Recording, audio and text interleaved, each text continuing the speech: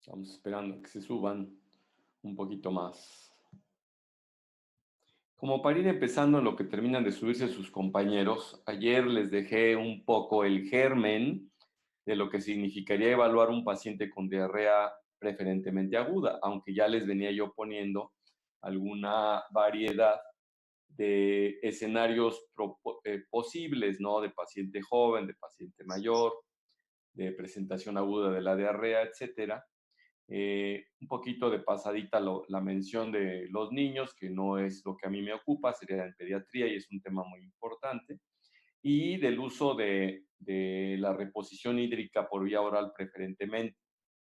Eh, Hablamos un poco de la fisiopatología, sobre todo de aquellas bacterias que tienen que ver con la denisiclazo, incluyendo los virus. En cuanto a etiología, ya más o menos analizamos ese aspecto. Hablábamos incluso de una entidad que no se ve dentro de las diarreas, pero que pues, viene siendo una infección intestinal aguda por toxinas bacterianas, como es la intoxicación alimentaria. Eh, entonces, pues tenemos eso, ¿no? Hay, por cierto, un término que se maneja mucho, que es la diarrea del viajero. La diarrea del viajero realmente yo la vendría ubicando principalmente como aquellos países que tienen sistemas de salud mayores, cuando viajan a países que tienen sistema de salud menor, como el nuestro, de hecho. Eh, y entonces ellos cuando se distraen, se confían y tienen diarrea en su viaje, ¿no? Entonces realmente no hay esa definición, si nos digamos, nos dedicáramos con exactitud a ver cuál es el germen que lo produce, son múltiples, porque dependerá del sitio donde van y qué es lo que coman. Entonces, podrán tener una diarrea viral, una diarrea parasitaria o una diarrea bacteriana. Y serán las bacterias que predominan en el ambiente de lo que se enfermen. Y hasta, pues sí, si no lo dije, pues parasitaria también. Ahí en el centro, en España, por ejemplo, a mí me tocó ver mucha equinococosis, cosa que en México prácticamente, yo no he visto ni un solo caso en México que recuerde. Por ahí nos mandaron alguna vez unas placas de lo que se pensó que era equinococosis. Existe ahí una zona endémica en el sur de México donde se ven algunos casos, pero en España lo hay mucho. Yo pienso que es la ingesta de carne de cerdo ahumada la que favorece eso, ¿no? Entonces, que no es concocción y pues no se mueren la contraparte de nuestros cisticercos, que por ejemplo aquí sí tenemos mucha cisticercosis, eh, y pues podría en un momento dado ser esto pues correlativo, ¿no? De comer huevecillos y después de tener enfermedades quísticas, ¿no? Del propio parásito en su forma quística, por decir así. Bueno, eso es una. La otra es que llegaron allá dos médicos, no estoy seguro si eran cirujano y anestesióloga, y los dos enfermos con unas amebiasis graves. La doctora con un absceso hepático amebiano, que ellos poco lo ven, y el doctor con un absceso hepático amebiano, habiendo pasado por proctocolitis y habiendo hecho un colon tóxico. Entonces, bueno, ahí pues ni diarrea fue, o a lo mejor tuvieron su proctocolitis o se la saltaron y pasaron a las formas más graves de la amebiasis, en parte pues por no tener inmunidad en contra de eso, adquirida a través, incluso heredada, entre comillas, ¿no? Porque bien nos podríamos estar muriendo en mayor cantidad ya nosotros de amebiasis. Afortunadamente aparece el metronidazol y sus derivados ahora, tinidazol y secnidazol, que a los pacientes les va bastante bien, ¿no? Entonces, para que tengan ustedes una idea de cómo anda el asunto. Entonces, pues ya repasamos varios aspectillos por ahí que se me hace interesante ver, que de repente no les pongo los apuntes, pero si están atentos, pues fácilmente lo localizan. Y algo en lo que sí yo quisiera hacer un poquito de hincapié antes de abordar lo que es diarrea crónica y síndrome de mala absorción intestinal. Si se fijan, invertí un poco de cómo está el programa, pues se presta al fin y al cabo, todas son diarreas. Pues la atención en urgencias para pacientes que llegan con diarrea, que probablemente sean las que más preocupen, ¿no? porque pues, una diarrea convencional ya quedamos que se autolimita, normalmente no deshidrata a los pacientes. Ahora ya tenemos el concepto de si el paciente conserva su vía oral. Acuérdense, el vómito en el caso de diarreas, una de dos, o es por intoxicación, o es una cosa mixta, les decía yo ayer, la diarrea por el estafilococo y aparte por su toxina que le causa más náusea al paciente, o simplemente la diarrea, que en algunos pacientes provoca cólico y el cólico induce por reflejo vagal náusea y vómito. Ese es el asunto. Entonces, se van combinando las cosas, pero afortunadamente la mayoría de pacientes que tienen gastroenteritis, salvo a lo mejor las primeras, en los primeros momentos que debuta tienen vómito, pero las más de las veces toleran por la vía oral. Y ya les decía yo que vamos a restituir los líquidos en cantidades adecuadas. Entonces, la mayoría de pacientes con gastroenteritis no va a llegar al servicio de urgencias. ¿Por qué llegan los pacientes al servicio de urgencias? ¿Alguien de ustedes me puede decir? ¿Por qué una persona con una gastroenteritis, con una diarrea aguda, llega a urgencias? ¿Por deshidratación severa? ¿Por deshidratación? Sí, esa sería una. ¿Qué otra? Persistencia del cuadro. Perdóname. ¿Por qué? Persistencia del cuadro. Persistencia del cuadro, o sea, no se pudo curar, ya se desesperó y va a urgencias mejor. Podría ser y también pueden Un ir estado a la de choque, consulta. quizá. Por lo mismo, claro, ahí es deshidratación severa y si es ¿Desmayos? pues ni siquiera llega por su propio pie la persona, ¿no?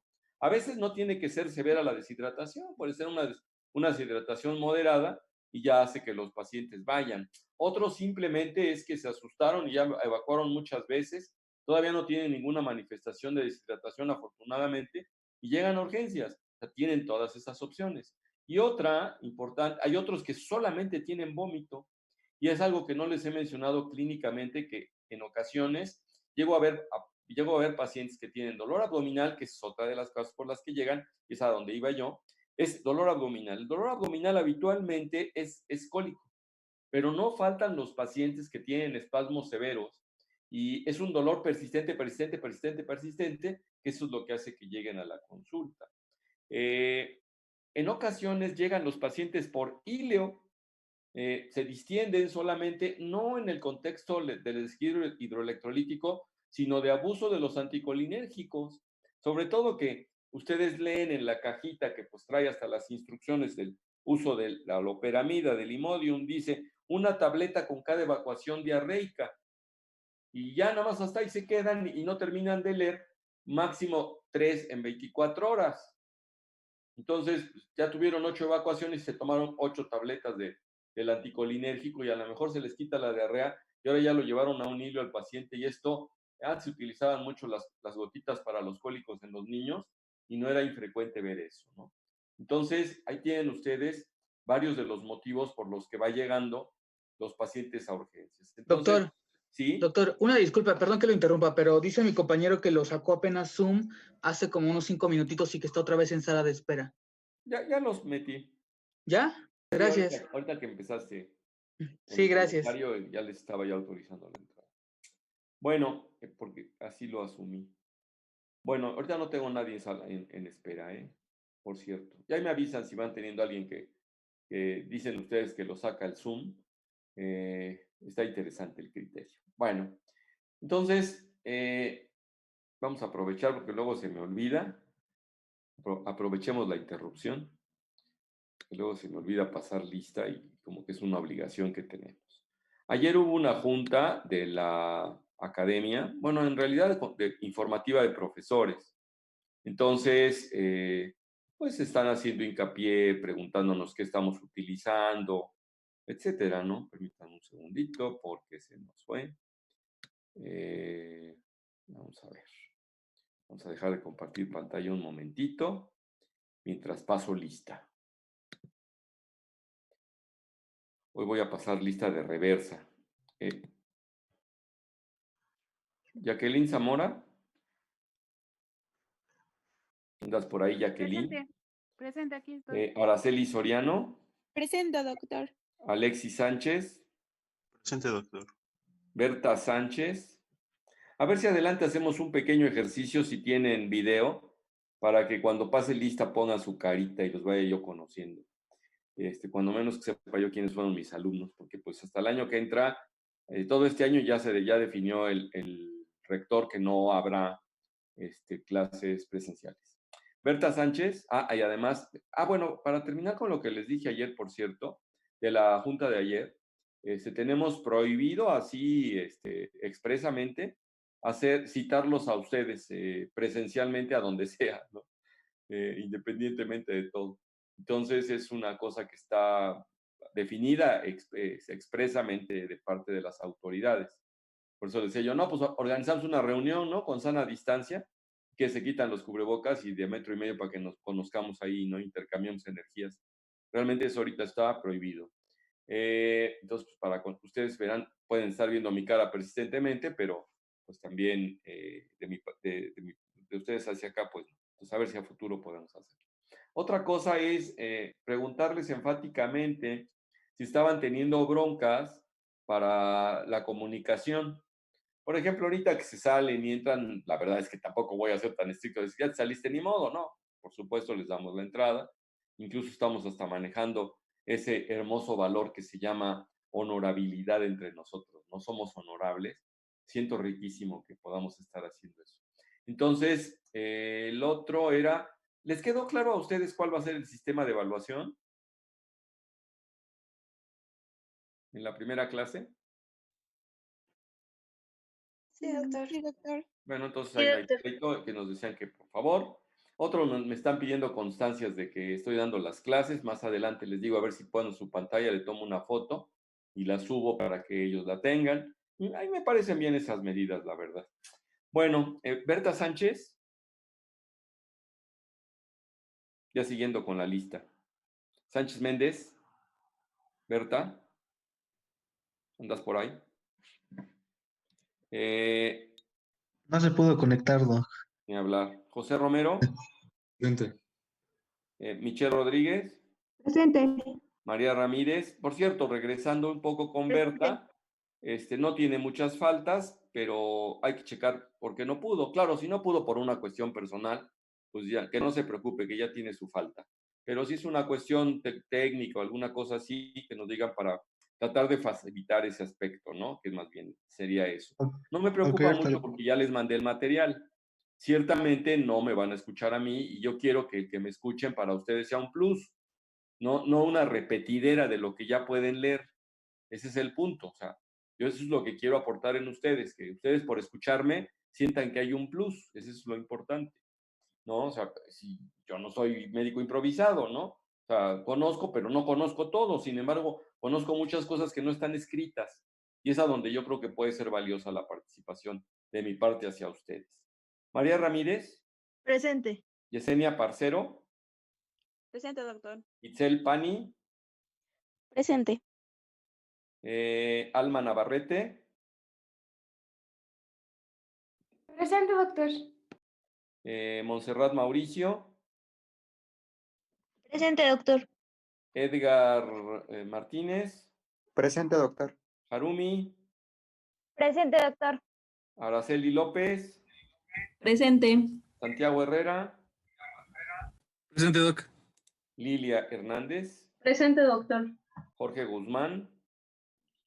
Presente, doctor. Lisette Guevara. Lisette no vino. No llegó, no aterrizó. Erasmo Guerrero. Presente, doctor. Mariana. Presente. Aram Gómez. Presente, doctor. Adrián Gasga. María Galicia. Presente. Araceli Escobar. Presente, doctor. Pedro Domínguez. Presente. María Díaz. Presente. Alfredo Díaz. Presente, doctor. Anaí de Marcos. Presente, doctor. Fernando Cuevas.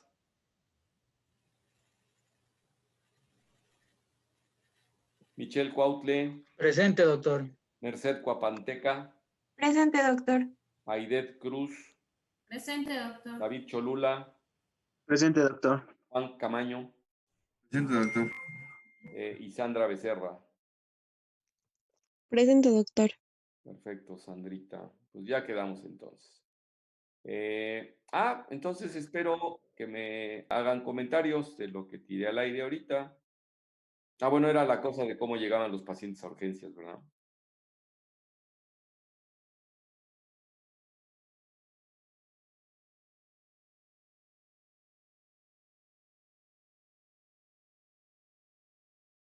¿No tiene micrófono? ¿Lisette qué? ¿Guevara? ¿Lisette Guevara? Ok, para que le quite yo su faltota. Ya se la quité. Dile que ya puede dormir tranquila el fin de semana. No hay bronca, ¿eh? Si no juntan ustedes el 30% de asistencia, de inasistencias, no pasa nada, ¿eh? O sea, eso es una opción que tienen ustedes, ¿no? De cada 50 clases pueden faltar a 15 sin que pestañe yo. Algo así, ¿no? Entonces no pasa nada. Bueno, regresando al punto, ahora sí, ya puedo compartir pantalla. Veamos. ¿Algún comentario o pregunta con respecto a lo que estamos viendo?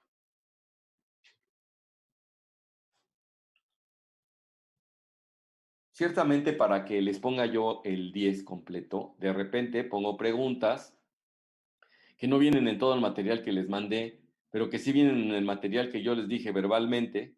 Entonces, pues de ahí las saco, por supuesto. Entonces, un poco para que valga el que estén en la clase y estén atentos. Ese es digamos, un valorcito que luego les cobro. ¿Cómo se los cobro? Pues haciendo la pregunta en los exámenes y resulta que un buen porcentaje lo contestan bien, que ese es el objetivo. Entonces, pues tener 8 y 9 conmigo son excelentes calificaciones. Y que tiene 10, pues súper, ¿no? Pero normalmente no son calificaciones regaladitas, conmigo, para que de una vez se hagan a la idea. Entonces, luego veo muchos profesores, estoy ahí junto cuando, ya no lo hago yo ahí en la oficina esta donde están las computadoras para calificarlos, ya lo hago en mi computadora en mi casa y nada más llego y imprimo allá. Bueno, me las imprimen allá y las firmo, las actas cuando es el momento, pero veía yo de mis colegas, unos alumnos, 30 alumnos, 28, 10 y 2, 9, decía yo, ay, son de ensueño ese grupo. Un grupo de esos es de ensueño, realmente se da muy poco, ¿no? Real, me refiero real. No que sea de criterio del maestro y que aplica la de, los voy a ayudar para que a todos les ponga yo 10. Oye, ¿les ayudaste sabiendo?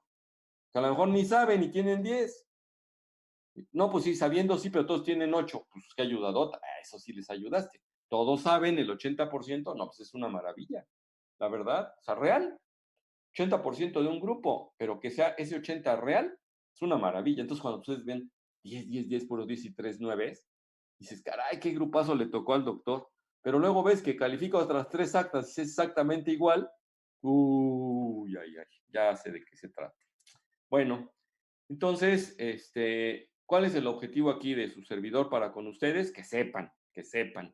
Es lo importante. La calificación, si saben, viene por consecuencia, pero hay algunos premiecitos y el 10 es el premiecito.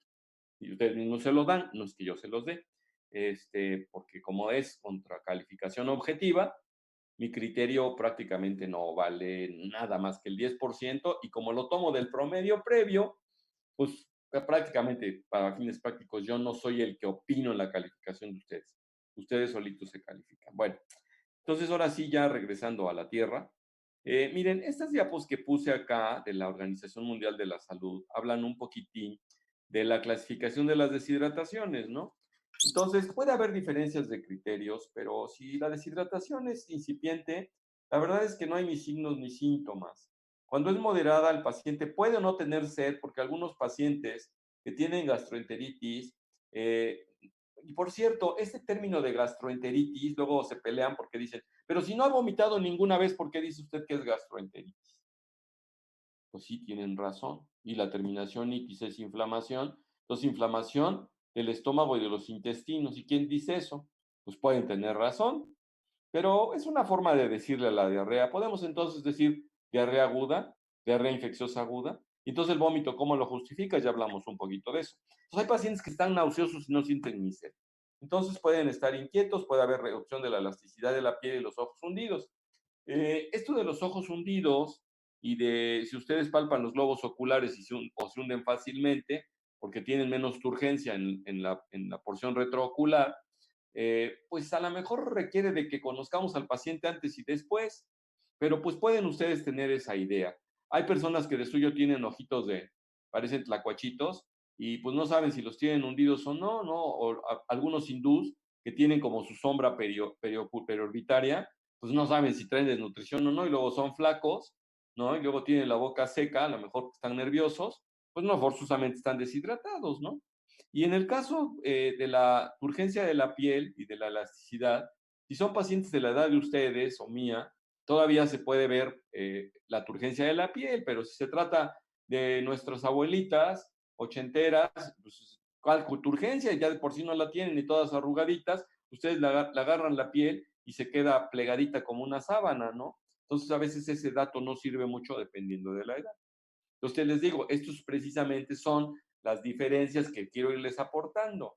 En caso de la deshidratación grave, pues ahí sí está el estado de choque, puede haber pérdida del conocimiento, desorientación, el paciente cae en anuria y ojo, o en oliguria, y ojo, porque luego quieren estarles dando, no hacen el diagnóstico de deshidratación y hacen el diagnóstico de insuficiencia renal y le quieren dar diurético. Pues eso es criminal darle un diurético a una persona que está deshidratada sin haberle hecho una carga de líquido suficiente. Por posiblemente algunos que hayan tenido práctica clínica y que hayan visto una rehidratación y que el paciente permanezca oligúrico a pesar de la rehidratación, ahí sí vale dar diurético, ¿no? Un diurético de asa. ¿Por qué? Porque ya lo repletaron de agua, ya le revolvieron pues alguna parte de la deshidratación y puede ayudársele al riñón para que no estén en anuria, ¿no? Tengan una insuficiencia renal ahí, anúrica grave, ¿no? Obviamente, pues todos los datos de choque, si ustedes el intravascular les va a bajar, pues van a tratar de compensar con taquicardia. Ojo, los pacientes que toman betabloqueadores no tienen taquicardia. Eso sucede más en viejitos o en personas de edad media que están siendo manejados con betabloqueadores, sea por extrasístoles o sea por una situación de hipertensión arterial, ¿no? Entonces, pues obviamente la tensión arterial puede no ser detectada. El paciente cuando empieza a entrar en, eh, en estado de alarma, pues hace vasoconstricción y se pone pálido, ¿no? Entonces podemos tener eso. Podemos ver pacientes deshidratados, chapeados, pues sí, cuando hacen fiebre. Pueden tener fiebre e incluso la fiebre. Ustedes saben en el adulto, en cuanto a pérdidas insensibles de agua, cómo colabora la fiebre, la hipertermia.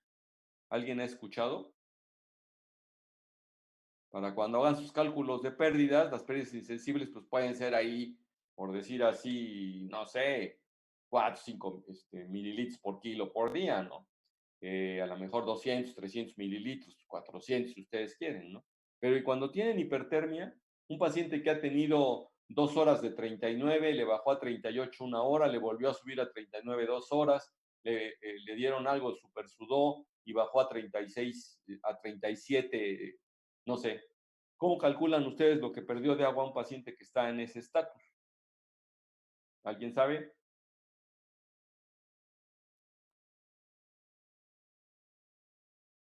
¿No?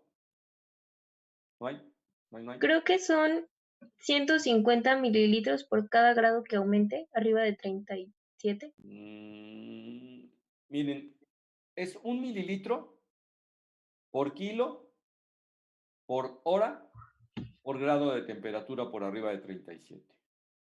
Vamos a poner el ejemplo. 2 horas con 39 son 2 grados arriba, ¿no? Entonces serían 2 mililitros, porque por cada grado es 1 mililitro, 2 mililitros. En una persona que pese 60 kilos de peso, son 120 mililitros. Por 2 horas son 240 mililitros. O sea, tener fiebre 2 horas una persona de 39 grados centígrados, de 60 kilos de peso, le significa 1/4 de litro de pérdida insensible de lo que no vemos, ¿no?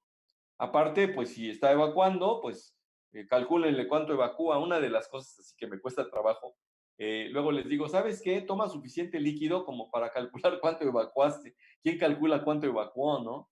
pues normal, solamente que hagan en una nica o en un cómodo y vacíen y cuantifiquen, ¿no? Pero pues eso no suele hacerse. Entonces, siendo así, que no podemos ver de uno a uno, decimos bis a bis, cuánto está perdiendo y cuánto restituyendo, ¿ustedes cómo le harían para calcular? ¿Cuánto regresarle? ¿Qué le dirían a su paciente para que calcule cuánto tomar de electrolito, de suerox o de suero vida oral? Es una pregunta práctica, ¿no? ¿Es esa demanda, Doc? O sea, mientras tenga sed. Y si no tiene sed, ¿no? O alguien que esté medio lurias y que a demanda se empaque 5 o 6 litros, ¿no? O sea, tendrías razón, pero la demanda, ¿saben cuál es uno de los parámetros? Mientras el paciente esté orinando, quiere decir que están proveyendo de líquido más o menos en cantidad razonable. Y si la orina no se ve muy concentrada, ahí tienen, ¿sí? Claro, en ocasiones los pacientes se sientan y mezclan la orina con el popó, ¿no? Pero de repente sin tener popó van y hacen pipí. Entonces es una de las ventajas. Es un parámetro que pueden seguir. Ciertamente, lo idóneo es que los pacientes no sientan sed, efectivamente. O sea, en cuanto empiezan a sentir sed es un poco como el que hace deporte. Los maratonistas, en cuanto empiezan a sentir sed, quiere decir que están mal hidratados, súper mal hidratados. Hay que estarse, no se vale tener sed.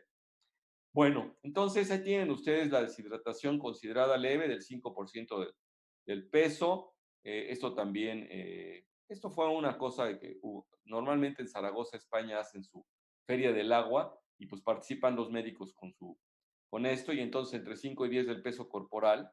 Entonces aquí es importante, ¿por qué creen que peso corporal, chavo? Una pregunta que yo les haría. El viernes se fueron de pachanga, comieron muy bien, estuvo de pelos, la taquiza, y resulta que en la madrugadita del sábado, montón de evacuaciones diarreicas, casi todo el sábado, casi todo el domingo, y resulta que la persona a la que me refiero pesaba 75 kilos el viernes, y ahora resulta que pesa 69 kilos. ¿A qué atribuyan esa baja de peso? A la pérdida de agua, doctor.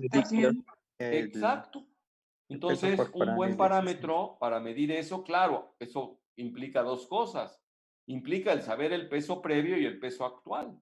Y que el paciente esté en condiciones de pesarse, porque si viene chocado y está encamado, no solemos tener básculas que pesen a los pacientes. Hay camas que sí lo hacen, tienen todo, pues se pueden estar viendo el peso persistente del paciente, pero son las menos, ¿no? Prácticamente esas no se ven.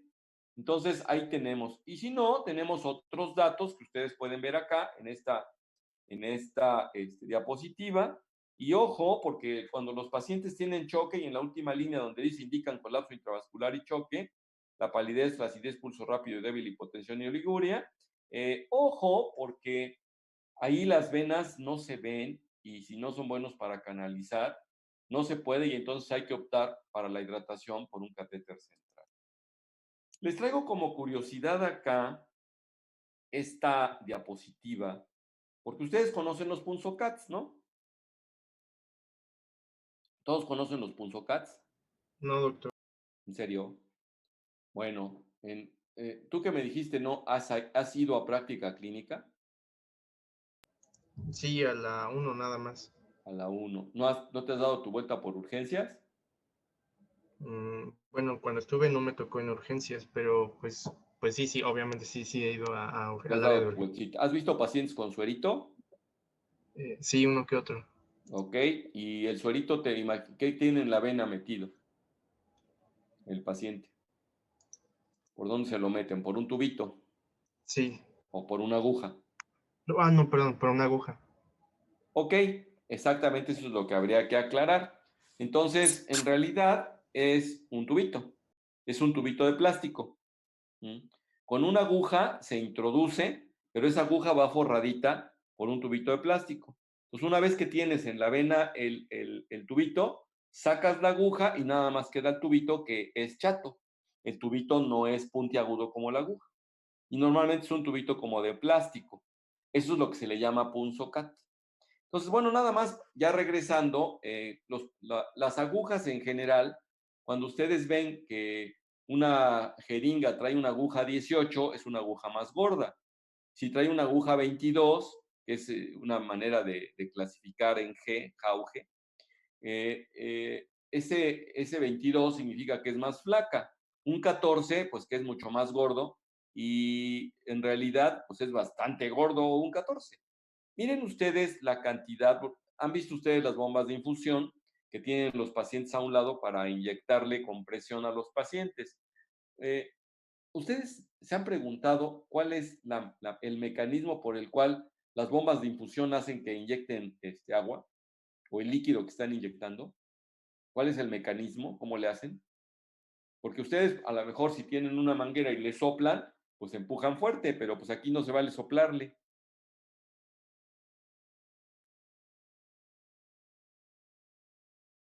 Porque la verdad es que nosotros los médicos que pretendemos hacer medicina clínica científica y como científicos, hay que estarse preguntando por qué, cómo, cuándo, dónde. O sea, en realidad el científico tiene que estar contestando preguntas. Entonces, ¿no han curioseado? ¿Han tenido enfrente de su cara una bomba de infusión?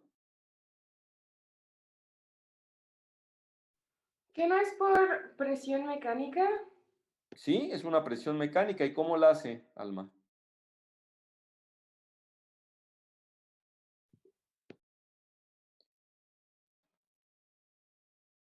Haz de cuenta que tienes una manguera y un rodillo. A la manguera la llenas de agua, ahí queda horizontalita, pero llenita de agua. Si a ti se te ocurre la manguera levantarla de un extremo, pues va a escurrir en la punta, ¿sí o no? Ah, bueno, entonces se consideraría como la propiedad del agua de capilaridad. ¿Es por No, en presión este mecánica? caso no, porque la capilaridad es muy leve. Aquí es una presión importante dirigida mecánicamente, como tú dices. Entonces, sí captas la cuestión esta de que la manguera la llenaste de agua horizontal, la dejaste ahí en el pastito, porque vas a regar el pasto. Y se llenó la manguera y la desconectaste de los dos extremos y no se ha vaciado. Asumimos que tiene agua en el interior y estás levantando las dos puntitas para que no se le salga. Se te ocurre bajar las dos puntitas y entonces, pero subes una. Al subir una de las puntas, pues obviamente hace que en la punta salga el agua. ¿Estarías de acuerdo? Sí. ¿Qué pasa si la dejas horizontal y agarras un rodillo, esos de la cocina, y la manguera no es medio aguadona, y lo vas corriendo hacia adelante, aplastando eso? Pues vas a empujar el agua, ¿no? Porque vas aplastando la manguera y estás empujando el agua en el extremo distal hacia donde vas corriendo el rodillo, ¿no? Ujú. ¿Los muchachos saben lo que es un rodillo de la cocina? Sí. Sí, doctor. Ay, qué bueno, que ya me estoy preocupando. Bueno, entonces, ese es el mecanismo, muchachos. Es un mecanismo de rodillos, de aplastamiento, que hagan de cuenta que va dando la vuelta. Tienen ustedes en pantalla, ¿verdad? De la imagen que estoy poniendo con los cuadritos, ¿no?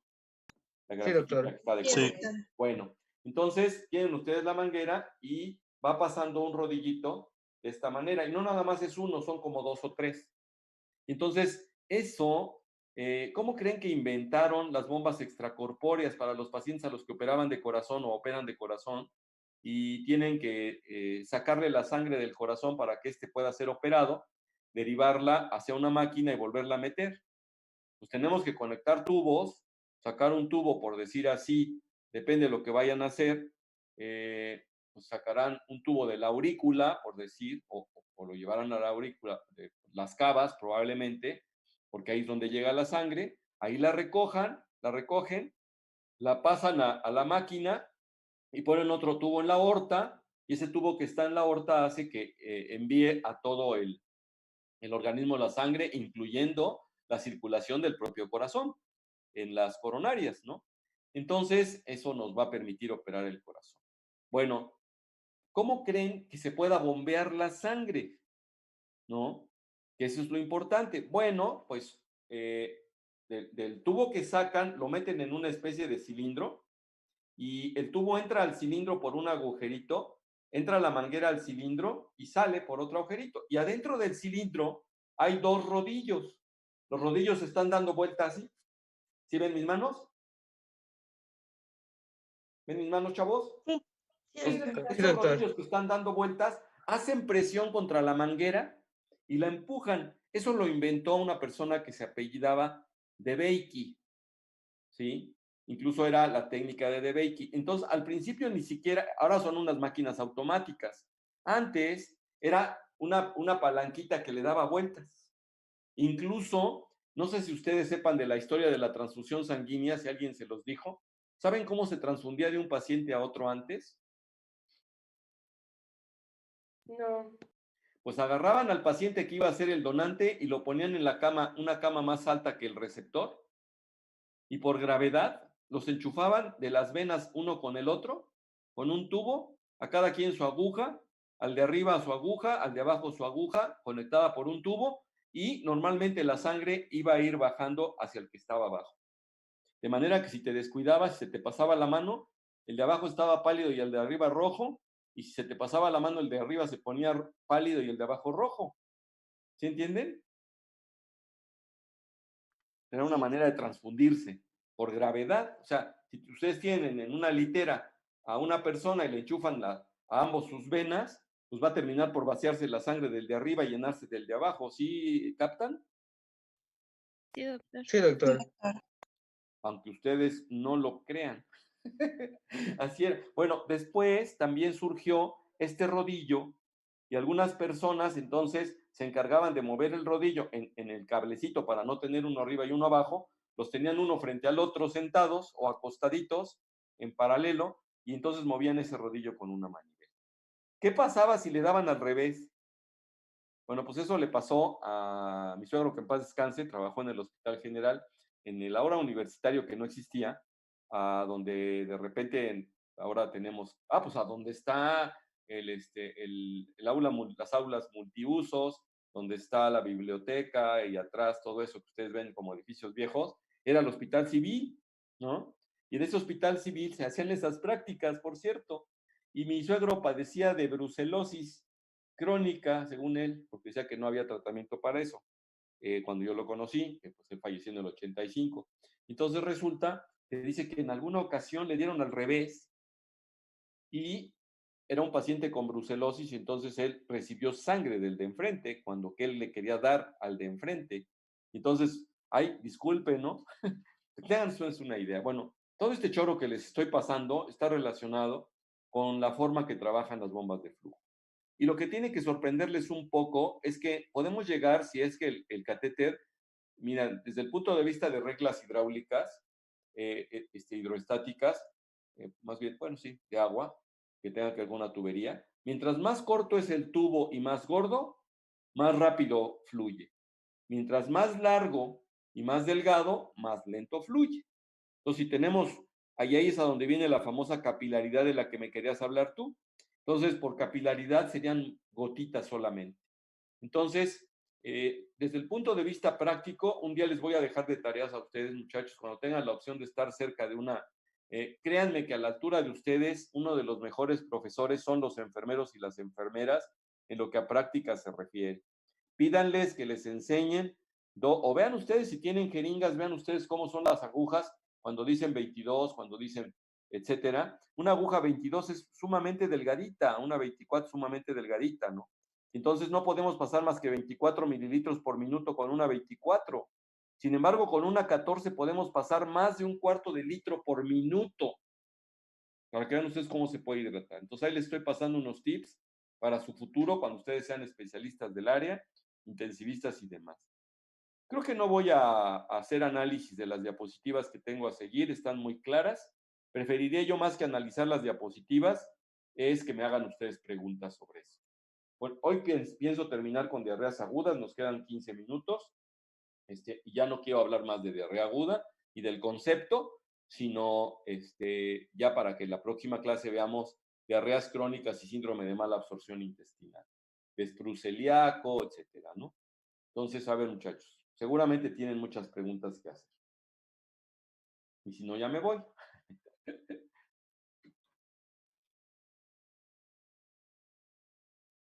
Sí, La doctor. sulfasalina A A ver, un váyanse chiquitín. poniendo de acuerdo. Venga. Primero tu compañero. Bueno, es que leí un artículo, pero es sobre enfermedad de Crohn y leí que, bueno, no me quiero adelantar, pero leí que la sulfasalazina antes también se utilizaba en el tratamiento de las diarreas agudas. ¿Esto todavía sigue siendo vigente o ya no? La mesalazina en la actualidad se utiliza más que para diarrea, para quitar la inflamación. Tenemos el tema de Crohn y CUSI, ahí lo vamos a manejar más a fondo, entonces ahí lo dejaríamos. Pero para diarreas agudas no tiene ninguna participación la mesalazina.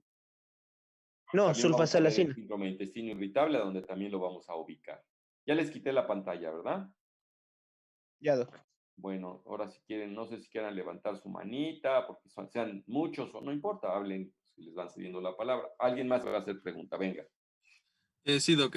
Bueno, ahí en Villalobos leí que para una deshidratación así muy leve, hay un remedio casero que es 1 litro de agua y se le agrega sal, azúcar, etcétera, así en medidas. ¿Qué piensa usted de eso? ¿En qué cantidades? En lugar de eso, bueno, sería 1 litro de agua, una cucharada de sal, una de bicarbonato y 4 de azúcar. Bueno, ¿qué le falta según tu criterio eso? No es que, bueno, no creo que le falte algo, más bien no sé si, como es tan accesible el suero vida oral, ¿qué? Claro, en este caso, si no tuvieras nada de eso y deja el cero vida oral, pues creo que en cada esquina hay un Oxxo, ahí están los electrolits, ¿no? Pero no hay bronca, ¿ok? A mí me parece muy buena ese remedio. Más o menos hay que calcular, acuérdense ustedes que una solución fisiológica lleva por cada litro 9 gramos de sal. Entonces, una cucharadita de sal, pues les proporciona 5 gramos. Entonces, los 9 gramos ustedes hacen desde el punto de vista de electrolitos cloro y sodio, algo más o menos fisiológico. De sal, más o menos si ustedes ponen de 50 a 100 gramos sobre todo 50 y 70, son habitualmente las bebidas endulzadas que tenemos nosotros, vienen entre el 8 y el 10%. Una Coca-Cola, un jugo del Valle y esos andan oscilando del 8 al 10% y hasta el 11%.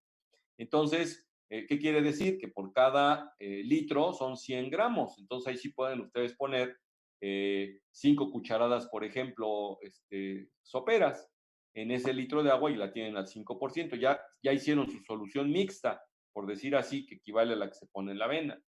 Y lo único que le faltaría, el bicarbonato, a lo mejor ese no hay que abusar mucho del bicarbonato porque pues lo único que van a dar ahí es alcalinidad prácticamente y algo más de sodio, porque el bicarbonato que venden en las tiendas es bicarbonato de sodio, tal vez ese no sea tan necesario. El paciente deshidratado tiende a hacer acidosis, entonces, bueno, en ese sentido podría tener justificación, pero no tiene potasio. Eventualmente, si todavía le exprimen un limón, a lo mejor podríamos agregar algo de eso si es que el paciente lo toleraría, ¿no? O 2, ¿no? O 3, hacerse su agua de limón azucarada y con un poquito de sal, pues podría ser, ese es un remedio casero. ¿Mm?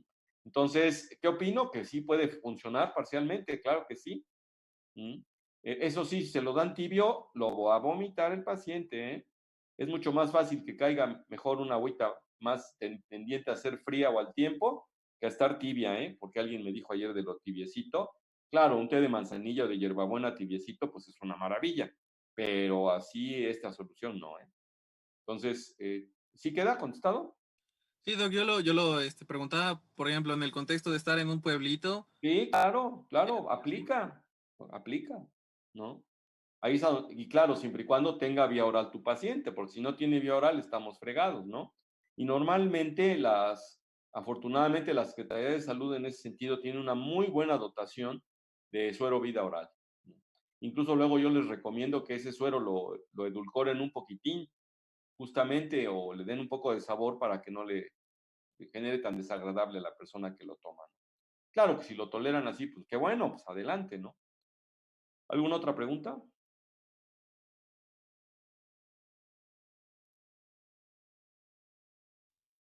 De lo que no vimos Doctor, en el acá y que caso de están en las que, diapositivas escrito, puede ser que les pregunte, chavos, ¿eh? Sí, Mariana. perdón, en el caso, por ejemplo, de que sean bebés, ¿Basta con que la mamá le dé pecho? Bueno, esa es una forma de hidratación, por supuesto. ¿Pero bastaría o Siempre y tendrían cuando que la diarrea darle? no sea por intolerancia al pecho de la mamá. Pero Pero, sí, por ejemplo, bueno, sí, en el caso en el que no es así, el niño tolera bien la leche de la mamá, ¿bastaría sí, con que solamente sea el pecho o se sí, tiene que dar sí, con otra eso cosa? basta. De repente, cuando tienen gastroenteritis, empiezan a rechazar el pecho y entonces esos chiquitos no se utiliza biberón. Se va utilizando una especie de cucharadita, de cucharadita, de cucharadita, de cucharadita, obviamente de suero vida oral o del mismo electrolit, etcétera, ¿no? Para que vaya hidratándose, porque ahí la prioridad es la hidratación. Y curiosamente, a veces la deshidratación provoca intolerancia gástrica también o indiferencia de parte de los niños. Acuérdense ustedes que si pueden abstenerse de comentar de niños, porque a pesar no soy experto en la actualidad de niños, y eso lo ven ustedes en pediatría. Ahí sean más incisivos. Pero no importa, pues tengo que saber, pues, eventualmente me puedo enfrentar con una cosa así, pero prefiero que tengan una opinión más docta. Mejor que sea de adultos lo que me preguntan, por favor. De 15 años para arriba, bueno, de 12 para arriba, 10 si quieren ustedes, ¿no? Pero chiquitos lactantes y eso, sobre todo aquí, pues son de amamantarse. Pero sí, sí funciona, eso está escrito, descrito y pues, me ha tocado verlo y indicarlo, por supuesto. Si yo también tengo mi título de médico cirujano partero. Entonces, a ver, síganle. Doctor, yo tengo una duda. Es que en el Villalobos habla de la diarrea secretoria y la diarrea osmótica, Eso es una las clasificación distinguen, fisiopatológica. ¿De acuerdo? Venga. pero las distinguen por la osmolaridad, Sí, entonces claro. los miniosmoles, entonces pero no entendí muy bien eso, Lo que pasa es que hay porque que bueno, medirla. menciona que Ahí lo que tienes que hacer tú es medirle la osmolaridad a la diarrea, que es una de las cosas que sí tienes que hacer, ¿no? Entonces, pues tendrías que pedir en un laboratorio, medirla. A ver, te voy a poner acá justamente una diapo, a donde sí traigo considerado algo de eso, donde digo, si la osmolaridad es muy baja, la diarrea es una diarrea simulada por laxantes y no es una de otro tipo. Cuando es secretora, la osmolaridad es más alta. ¿Qué quiere decir? Si nosotros tenemos una diarrea por inflamación importante del intestino, inflamación, óiganlo bien, entonces va a estar saliendo casi algo que se parece al suero. Entonces, si se parece al suero, la osmolaridad va a ser más alta. Si lo que tiene el paciente es una cosa de adenilciclasa, como por ejemplo Vibrión cólera, entonces la osmolaridad va a tender a bajar. Si el paciente no tiene ni fiebre ni nada y es una chava que de repente les da la facha de ser anoréxica, habitualmente hay grupos de edad, quinceañeras, 18, veinteañeras, que traen problemas psicológicos, afectivos, etcétera, etcétera, pues entonces ahí hay que medir la osmolaridad a las heces, o sea, tienen que mandar ustedes al laboratorio y ellos tienen que medir la osmolaridad, y si es muy baja, entonces podemos hacer el diagnóstico de diarrea simulada por laxantes. Entonces, aparte, quiere decir entonces que las diarreas pueden ser hiperosmolares, isosmolares o hiposmolares, pues podríamos decir que sí. Y las causas que pueden ser por inflamación, entonces hacerse secretorias, o por ejemplo en CUSI, ahí en CUSI es francamente secretoria, perdón, es inflamatoria, pues sí, secretoria. ¿Cómo decías que eran? ¿Secretoria y qué? osmótica. Osmótica. La osmótica, esas son más diluidas, entonces cuando no está inflamado el epitelio, suele ser secretoria, como en el caso de CUSI. Entonces ahí incluso son mucosanguinolentas. ¿Esto contesta, Harumi, o no? Sí, sí, doctor. Entonces la secretoria es más que nada por un daño en la mucosa La secretoria, como y proceso la inflamatorio, a donde está haciendo algo precisamente de secreción en sí, secreción y no un paso de agua solamente. Osmótica, como dicen, la osmótica, por ejemplo, si al paciente le metes puro aceite, en la luz del intestino va a chupar agua de lo demás. También pueden ser osmóticas en pacientes desnutridos, a donde les metes una comida convencional, jalan agua y les da diarrea. Por eso al desnutrido no se le puede nutrir con dieta habitual, hay que darles dietas elementales, isosmolares o hiposmolares. ¿Sí queda? ¿O no queda? sí, Harumi? doctor. Sí, doctor. Gracias. ¿Alguna otra pregunta?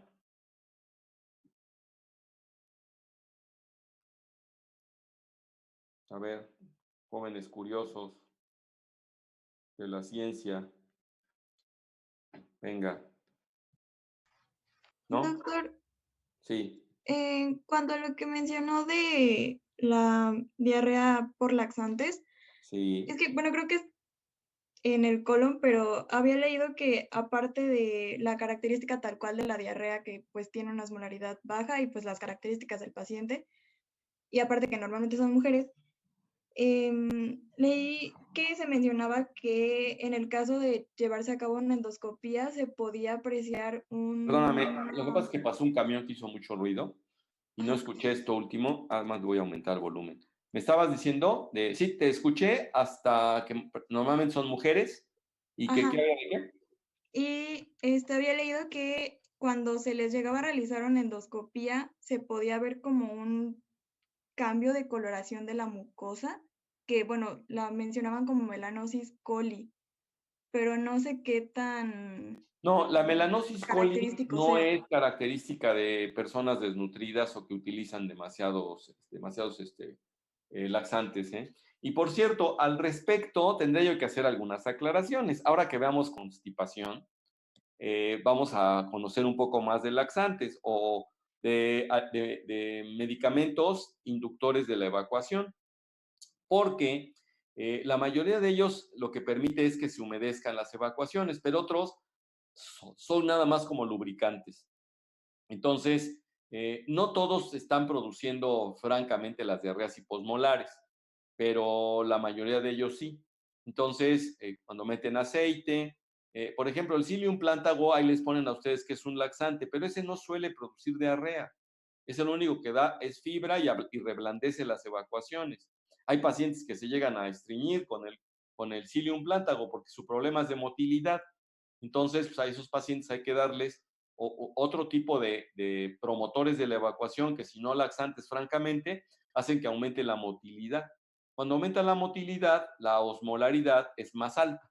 Entonces, si tienen varias evacuaciones, por ejemplo, con un procinético como clevoprida o con un antibiótico que actúa como procinético, que ahorita precisamente estoy esperando un paciente, y qué bueno que lo voy a mencionar, me vino a ver por dispepsia y como sensación de reflujo y sensación de algo en la garganta.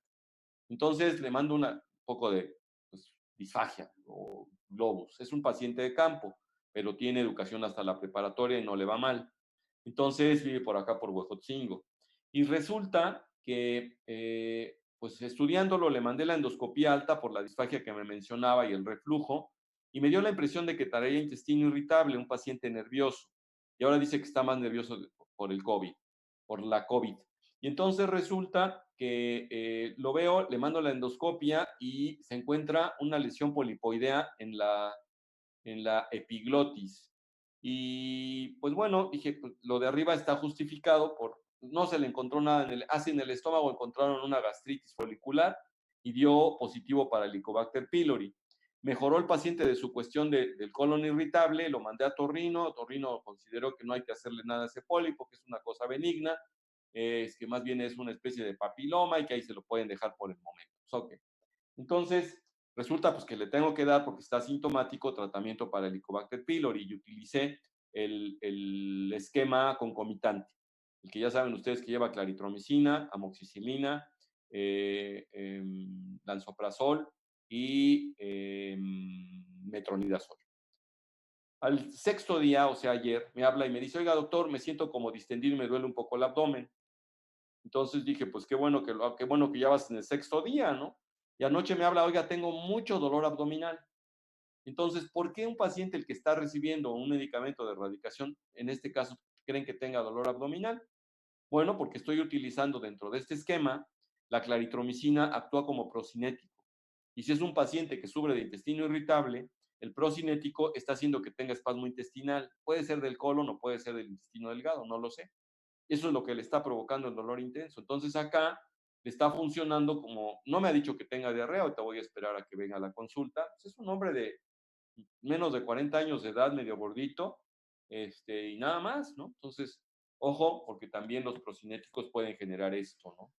Lo de la melanosis coli, les decía yo, no es algo que sea rutinario verlo, Entonces también va a depender de la acción del laxante que se esté utilizando. Todo esto que le estoy diciendo, por ejemplo, esta es experiencia, ¿no? Y entonces paren las orejas cuando utilicen pantomicina, cuando utilicen eritromicina. La pantomicina es el nombre comercial de la eritromicina, que son procinéticos poderosos, yo no sé si ustedes alguna vez han sentido un cólico gástrico, pero yo ya una vez lo sentí y es un dolor, pero así intenso. ¿Qué pasó? Tenía yo un problema faríngeo. Dije, para no inyectarme, pues, tenía yo de muestras médicas pantomicina, me tomé, o sea, eritromicina de 500 miligramos, me tomé una cápsula, pero ¿qué sería? Como a los 20 minutos un dolor epigástrico severo, intenso, persistente, y que no se me quitaba, ¿no? Entonces, llegué a la conclusión, pensaba que era una gastritis por pantomicina, y realmente no, el efecto es procinético. ¿Alguna otra preguntilla? Entonces, denle una buena repasada, chéquense bien las diapos que les estoy mandando, sobre todo estas que tienen la primera parte, y nos vamos a pasar a diarrea crónica a partir del fin de semana y ver el síndrome de mala absorción intestinal. Perdón, el lunes. Y obviamente, pues nos toca ver el resto de temas, que con ustedes creo que tenemos ya apendicitis, enfermedad diverticular del colon y obstrucción intestinal. El 16 es festivo, pues por mí no habría bronca, podría tener clases con ustedes, pero pues está considerado en el calendario, para que la pachangueen mucho y puedan ver el desfile y puedan ver a AMLO en la televisión. Bueno, jóvenes, que tengan buen día. Gracias, doctor. Igualmente, buen fin. Muchas gracias. Hasta luego, doctor. Gracias, doctor. Doctor, hasta